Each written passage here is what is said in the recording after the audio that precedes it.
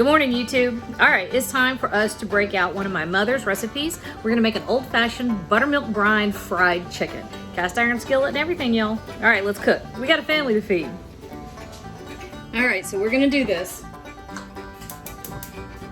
Now, Ricky and I have joked, we have called this, and about 4 other videos, we've called this the cursed videos because we have set out to do them multiple times and something goes disastrously, horribly wrong every single time. I don't know why. So anyway, here we go. This is how you make old-fashioned Appalachian double-dip fried chicken, okay?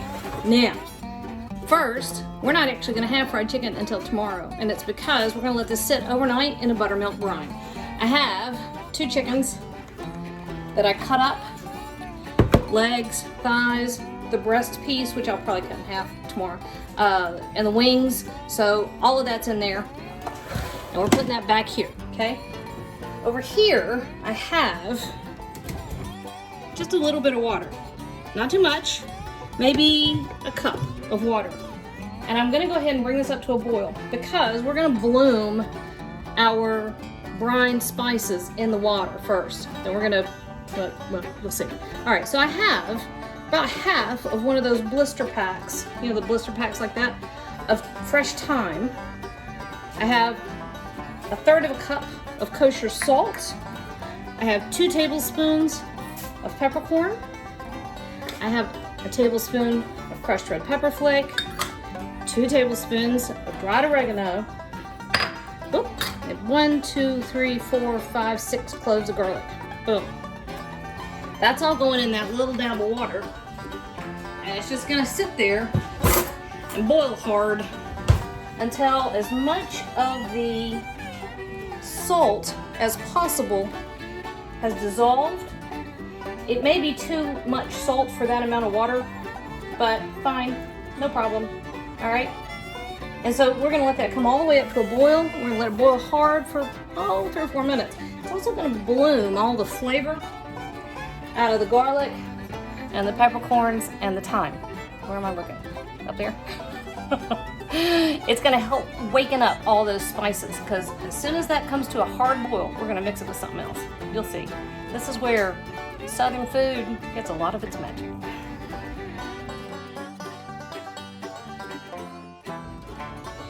All right, so we had a nice hard boil.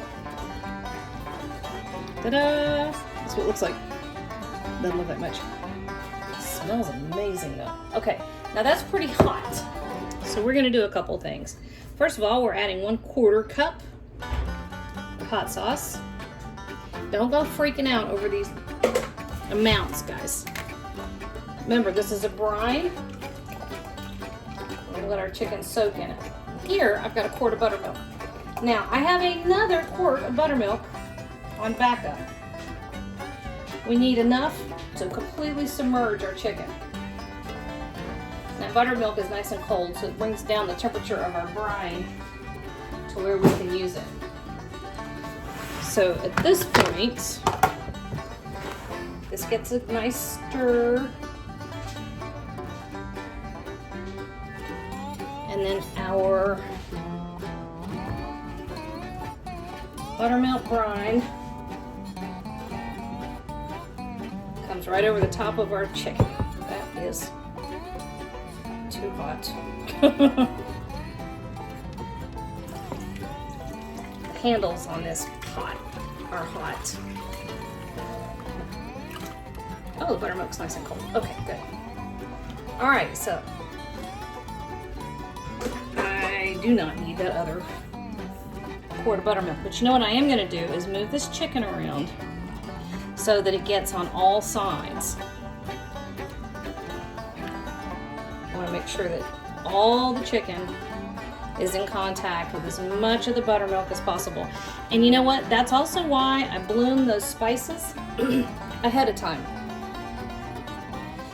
Since that salt gets dissolved, you don't end up with a hot spot, so to speak.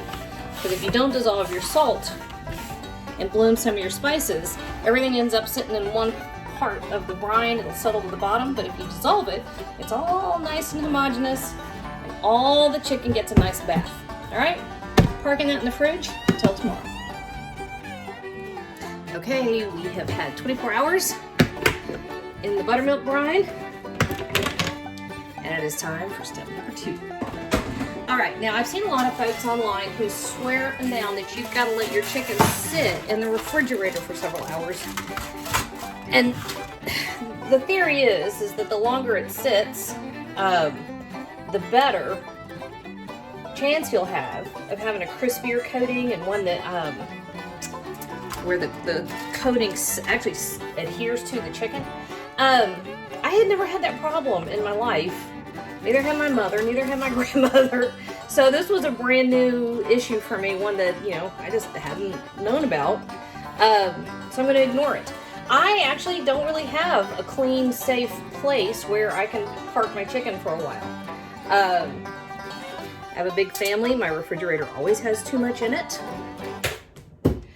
And I can't just leave it on the counter because I have cats. And that is not a good situation.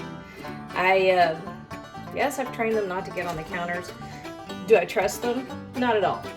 So what I am going to do though is for the next, I don't know, 30 minutes or so, I am going to let my chicken sit here and drain. Okay, we're just getting rid of the excess buttermilk. And I'm going to prep my little dip station. I'm going to get the buttermilk, egg, and flour ready, and get my cast iron skillet ready for frying. All right, so that's all we're doing, sitting and draining. All right, so after your chicken has a minute to drain, you know what this stuff is. I use vegetable shortening because it's what my grandmother used. If you have lard, use that. It's phenomenal. It's delicious. And you're not doing this every day, so there you go. Haven't had as much luck with oils that, you know, vegetable oil or what have you. Everybody talks about peanut oil. That's fine. I tend not to buy peanut oil. It's expensive. It's really expensive. All right, so you want enough fat in your skillet to come about halfway up the sides. Not more than that, because when you put your chicken in there, it's going to bubble up and expand, and you don't want it coming over the side of your skillet and into the flame or onto your stovetop or any of that. That would be not a good thing. Okay, so we're just going to let our, what is that stuff? Crisco. We're going to let it melt, and this is an adaptation right here. All right, so when I was little, my mother, we had a, good Lord, we had a Winn-Dixie. And when we lived in Alabama, of course, we had Piggly Wiggly. We don't have either one of them anymore, not where I am. But fried chicken, when I was little, always involved a paper bag, a grocery bag. All right, so 3 cups of plain old all-purpose flour. Anyway, instead of using this plastic container here, Mom and Granny would use a plastic grocery bag. So there we go. All right, huh? Yeah. So the thing I'm about to do in here in a minute, they would have a plastic, or not a plastic, a paper grocery bag. So 2 tablespoons of garlic powder, tablespoon of kosher salt, tablespoon of black pepper. That goes in with your flour. They have a grocery bag, and they would put their flour in there, and then they would roll the top down to kind of seal it, and then turn it over like this, right? Redneck as hell. Listen. There. Same thing. It's just not in a paper bag.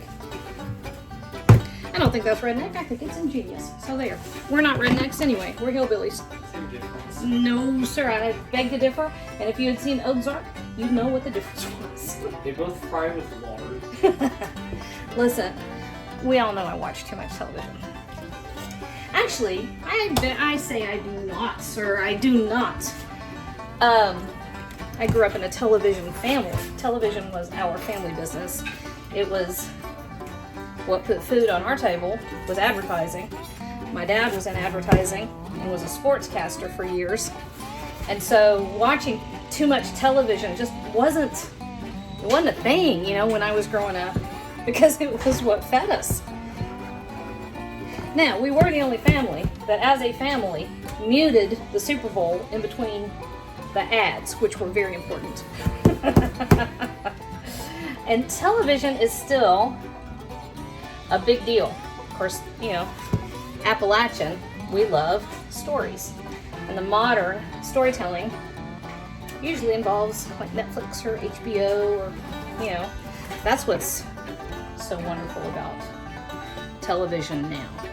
There, that's my soapbox. Said my piece. All right, let me get this out of the way. And our stuff over here is not hot enough. I'm going to show you an old Southern trick to tell if your oil is hot enough. And then not wear your flour. That's going to be a few minutes, so I'm going to finish shaking this off. I'm going to put it over here back on the rack when it's ready. You'll see. There we go. So my neighbor's got a chainsaw now. Alright, all I did was shake up my chicken, see, and I put it right back over here on a clean rack. No particular reason, we're just waiting on our oil to get hot enough, okay? So here it sits, and don't need a thermometer, right? Plain old wooden spoon, one that I've, you know, obviously used. Not ready yet. You know how I know? Because there's no movement around the wooden handle. Alright, a couple more minutes. Okay, here we go. Look, got our wooden spoon.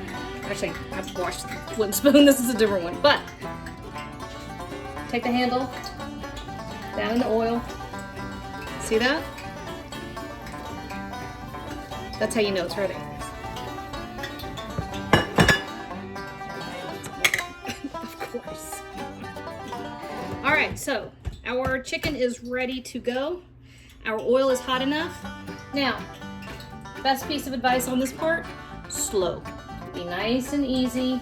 You're not dropping that chicken from a great height. You're just kind of easing it in. And if you notice, I'm putting all pieces of the same type together. It's easier for them to cook at the same rate. Also, don't crowd your skillet too much. You will drop the temperature of your oil more than you want to.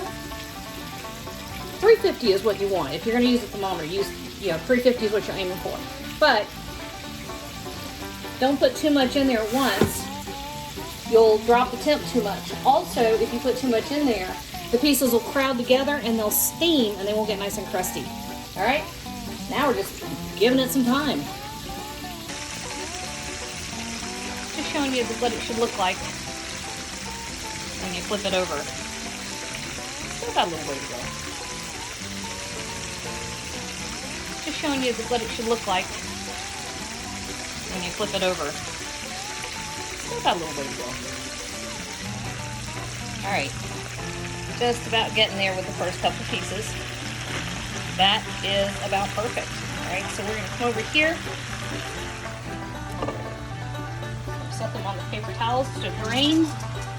And I actually have the oven set really, really super low, 170 degrees. We're going to transfer these once they've drained. We're going to transfer those to the oven just to keep them nice and hot.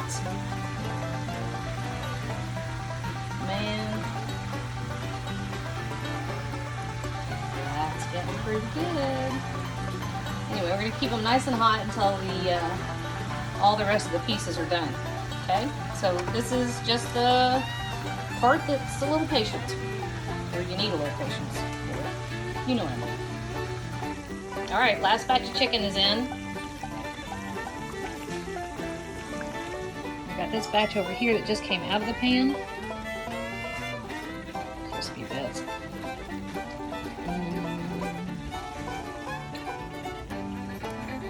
This is ready to go. Now I'm gonna get a whole lot better in this. Go try it. Do it for yourself.